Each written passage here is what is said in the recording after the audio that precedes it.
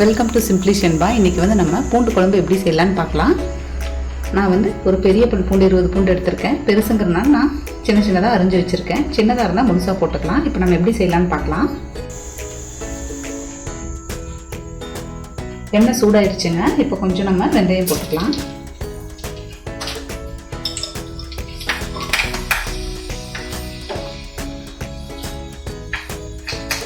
கொஞ்சம் கருவேப்பிலை ஆட் பண்ணிக்கலாம்.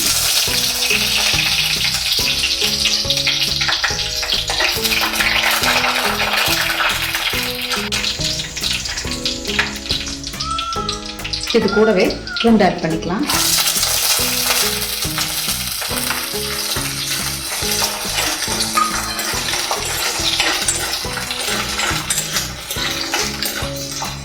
பூண்டு வந்து ஒரு அளவுக்கு வெந்தால் போடுங்க.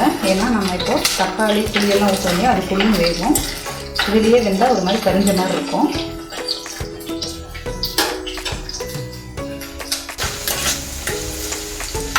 பூண்டு கொஞ்சம் வதங்கிடுச்சு. இப்போ வந்து நம்ம தக்காளி ஆட் பண்ணிக்கலாம். நான் ஒரு 2 தக்காளி எடுத்திருக்கேன்.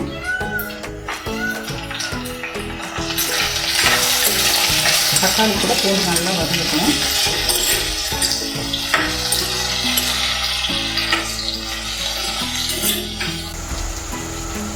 தக்காளி ஒரு அளவுக்கு வதங்கிடுச்சுங்க. இப்போ வந்து நம்ம மிளகாத்தூள் 1 ஸ்பூன் ஆட் பண்ணிக்கலாம்.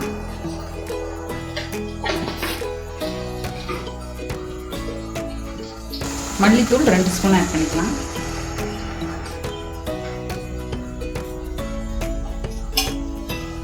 கொஞ்சம் மஞ்சள்தூள்,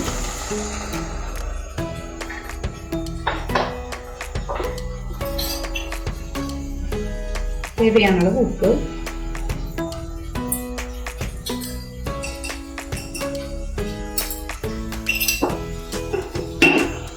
எல்லாத்தையும் நல்லா மிக்ஸ் பண்ணி விட்டுடலாம்.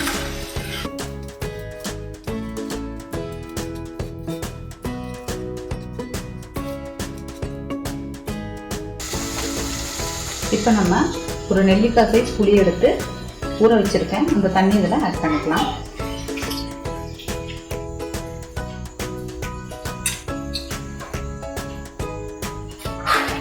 நல்லா மிக்ஸ் பண்ணி விட்டுடுங்க. புளி தண்ணி ஆட் பண்ணியிருக்கோங்க. இப்போ வந்து நம்ம தேவையான அளவு தண்ணி கொஞ்சம் ஆட் பண்ணிக்கலாம்.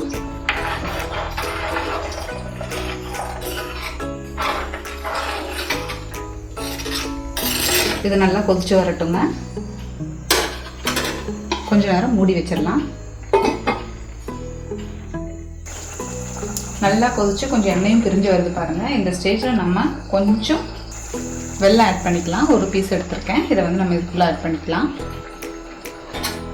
வெல்லம் ஆட் பண்ணும்போது டேஸ்ட் நல்லா இருக்குங்க. அதுக்கு தான் கொஞ்சமாக ஆட் பண்ணியிருக்கேன். வெல்லமும் கரைஞ்சி நல்லா மிக்ஸ் ஆகிடுச்சுங்க. இப்போ நல்லா இருக்குது, நல்ல மணமாக இருக்குது.